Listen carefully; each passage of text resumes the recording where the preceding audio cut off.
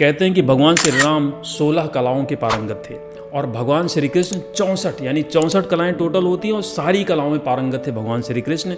और उनकी इस एक्सपर्टाइज के पीछे जो 64 कलाओं में पारंगत है, वो कलाएं क्या होती है एग्जाम्पल के लिए आपको बता देता हूँ। जैसे पाक कला, नृत्य कला, शस्त्र कला, वाक कला है ना, वाक पटुता, ये सब बोलने की कला। तो ये सारी जो है इस तरह की 64 कलाएं होती है, सारे कलाओं के पारंगत एक्सपर्ट थे भगवान श्री कृष्ण। और इन सब के पीछे का जो रहस्य था वो योग था। इसीलिए भगवान श्री कृष्ण को योगेश्वर भगवान कृष्ण भी बोलते हैं। और यहाँ तक कि भगवान शिव को भी आदि योगी शिव बोला जाता है। हमारे जो वेदों पुराणों में बहुत सारे ऋषियों महर्षियों का वर्णन है जिन्होंने बहुत बड़ी बड़ी सिद्धियाँ और बहुत बड़ी बड़ी ताकतें हासिल कर ली थी। उसके पीछे का रहस्य भी योग ही था। यानी कि योग की ताकत से ही लोग इतनी बड़ी बड़ी ताकत, इतनी बड़ी बड़ी शक्तियाँ अर्जित कर पाए, इतनी बड़ी बड़ी सिद्धियाँ अर्जित कर पाए। तो जब योग से इतने बड़ी बड़ी सिद्धियाँ अर्जित हो सकती है, तो क्या हम अपनी लाइफ में जो भी हमारे गोल हैं, जो भी हमारे लक्ष्य, क्या उनको हम हासिल नहीं कर सकते हैं? बिल्कुल हासिल कर सकते हैं, अगर योग को हम सही मायने में, संपूर्ण मायने में समझें और उसको अपनी लाइफ में प्रैक्टिस करना शुरू कर दें। देखिए, कोई भी सिद्धि हासिल कैसे होती है? अभ्यास से हासिल होती है। तो इसी तरह से हम भी कोई भी सिद्धि हासिल कर सकते हैं अगर हम उस योग के रास्ते से चले तो बेसिकली आज योग के बारे में जब हम बात करते हैं तो उसका मतलब कुछ तरह के आसन यानी कि बॉडी पॉस्चर्स और कुछ ब्रीदिंग पैटर्न्स यानी कि प्राणायाम से, बस इसी को योग समझा जाता है, जबकि ये पूरी तरह से सही नहीं है। आज से हजारों साल पहले महर्षि पतंजलि ने अपनी पुस्तक योग सूत्र में योग के 8 अंगों के बारे में बताया है, इसीलिए उसको अष्टांग योग बोलते हैं। तो आज इस वीडियो में मैं योग के उन 8 अंगों के बारे में आपको ब्रीफ में इंफॉर्मेशन देने जा रहा हूं, जिससे आपको उसके बारे में अवेयरनेस हो सके और आप उसको और आगे एक्सप्लोर करें, अपनी लाइफ में प्रैक्टिस करें और लाइफ में कंप्लीट सक्सेस आप प्राप्त कर पाएँ। तो अष्टांग योग के 8 अंगों में पहला जो अंग आता है उसको बोलते हैं यम। यम का मतलब है कि हमें कुछ सामाजिक नियमों का पालन करना होता है और यम में बेसिकली 5 नियम आते हैं। उसमें आता है सत्य, यानी कि हमें सच के मार्ग पे चलना है, सत्य बोलना है। अहिंसा मतलब हमें हिंसा नहीं करनी है। अस्तेय, अस्तेय का मतलब ये होता है कि हमें किसी दूसरे की चीज़ को चोरी नहीं करना है, अपहरण नहीं करना किसी दूसरे की चीज़ का। अगला आता है ब्रह्मचर्य। ब्रह्मचर्य का मतलब आप समझ रहे हो, ब्रह्मचर्य की शुद्धि हमें रखना है। और अगला आता है, पांचवा आता है अपरिग्रह। अपरिग्रह का मतलब है कि हमारे मन में किसी तरह का, हमारे किसी भी चीज़ के लिए हमारे अंदर अहंकार ना आने पाए, अपने आप को अहंकार से मुक्त रखना। तो ये कुछ सामाजिक नियम है यम के अंतर्गत, जो योग का पहला पार्ट है। हमें इन नियमों का पालन करना होता है। तो हम समझ लो योग जो पहला पार्ट है यम, उसका हम पालन करना है। दूसरा जो पार्ट है योग का, अष्टांग योग का दूसरा जो पार्ट है उसको बोलते हैं नियम। तो यम में हमें सामाजिक नियमों का पालन करना होता है, जो 5 सामाजिक नियम मैंने बताए। और नियम में बेसिकली पर्सनल लाइफ से रिलेटेड हमें कुछ नियमों का पालन करना होता है।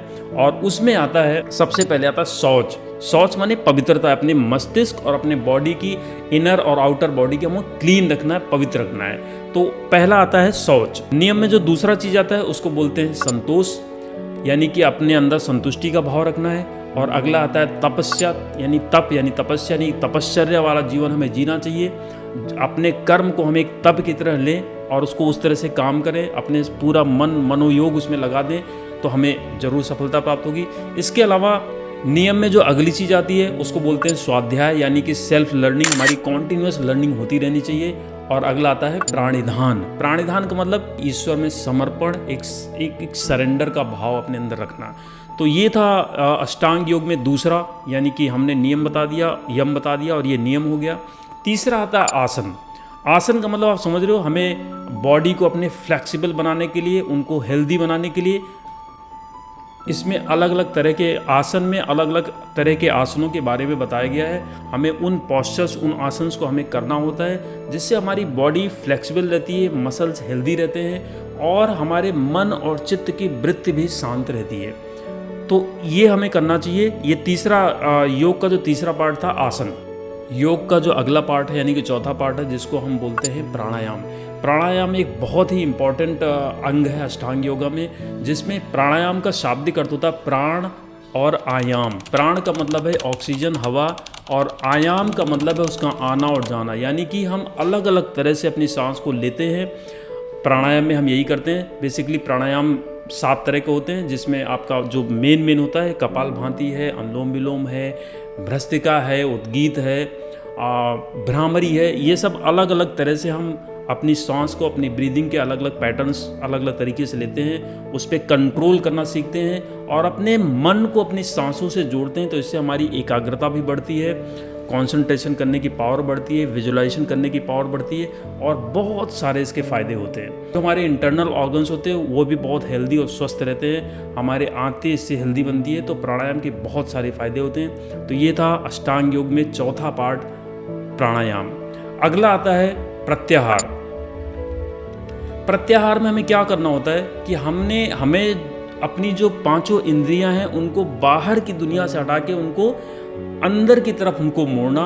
और बेसिकली क्या होता है कि हमें अपने आप को, जो हमारी मैटेरियलिस्टिक चीज़ें उससे थोड़ा डिटैचमेंट का भाव अपने अंदर लेके आना, जिससे हम बहुत ज़्यादा मोह माया में ना पड़े, थोड़ा सा डिटैच्ड वाली फीलिंग दे। तो उससे अपने अंदर एक सेल्फ कंट्रोल थोड़ा ज़्यादा आता है और हम अपना जो परम लक्ष्य है उसमें ज़्यादा अच्छी तरह से फोकस रहते हैं। तो ये था हमारा पांचवा पार्ट अष्टांग योग का, जिसको बोलते हैं प्रत्याहार। अगला आता है धारणा। धारणा का मतलब है, छठा पार्ट है धारणा। अष्टांग योग का छठा पार्ट है धारणा। धारणा का मतलब है जैसे कि धारण करना, उसे बोलते धारणा, यानी कोई चीज़ अपने अंदर मस्तिष्क में धारण करना और उसको फिर फोकस करना उस चीज़ पे।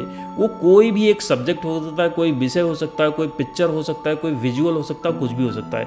यानी कि आज जो लोग बताते हैं विजुअलाइज करना, बेसिकली किसी एक चीज़ पे सेंटर्ड होके, वही चीज़ धारणा है। तो इसको करने से हमारे माइंड को एक मैप मिलता है, हम किसी चीज़ पे एकाग्र करने की हमारी ताकत बढ़ती है और जब एकाग्र करने की ताकत बढ़ती है तो उसको अचीव करने में हमें बहुत आसानी होती है, बहुत जल्दी हम उन चीज़ को अचीव कर पाते हैं। तो ये था हमारा छठा पार्ट धारणा। अष्टांग योग का सातवां पार्ट है ध्यान, जिसको हम मेडिटेशन बोलते हैं। तो इसमें हमें अपने ध्यान को कॉन्सेंट्रेट करना होता है, किसी एक वस्तु पर अपने आप को एकाग्र करना होता है। मेडिटेशन से बेसिकली हमें एक सेल्फ कंट्रोल की अपने अंदर हमें भावना आती है और एक स्पिरिचुअल हमारा बेंट ऑफ माइंड बनता है।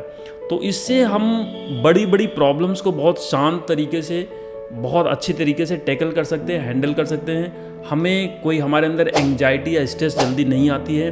ध्यान करने का या मेडिटेशन करने का ये एक बहुत बड़ा फ़ायदा होता है। तो एक्चुअली में शायद आप लोगों को अब तक ना पता हो, लेकिन मेडिटेशन भी इसी अष्टांग योग में से ही एक पार्ट है। ये था हमारा सातवां। और आठवां पार्ट आता है समाधि।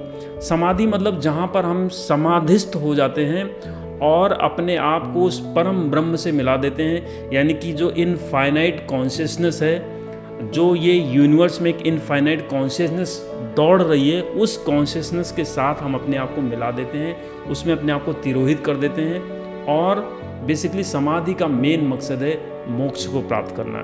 तो शायद यहाँ तक पहुँचने में बहुत ज़्यादा प्रैक्टिस की ज़रूरत पड़ेगी और बहुत एवोल्यूशन के बाद ये सिचुएशन, ये पोजीशन आती होगी जब वो लोग समाधि में जाके और मोक्ष को प्राप्त कर लेते हैं। लेकिन फिर भी हम कम से कम जिन योग के आठों पार्ट को हम समझें, जानें और जिन चीज़ों को हम प्रैक्टिस कर सकते हैं उसको धीरे धीरे लाइफ में प्रैक्टिस करते रहें और इससे हमारे लाइफ में अमेजिंग फ़ायदे मिलेंगे।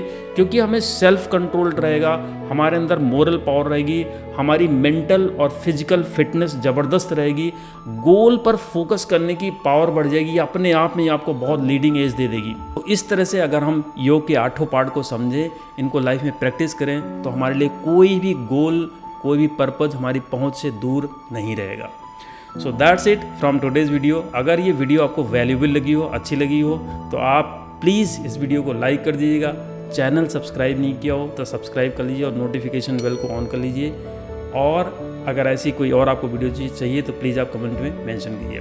Thank you so much watching this video. जय हिंद, जय भारत।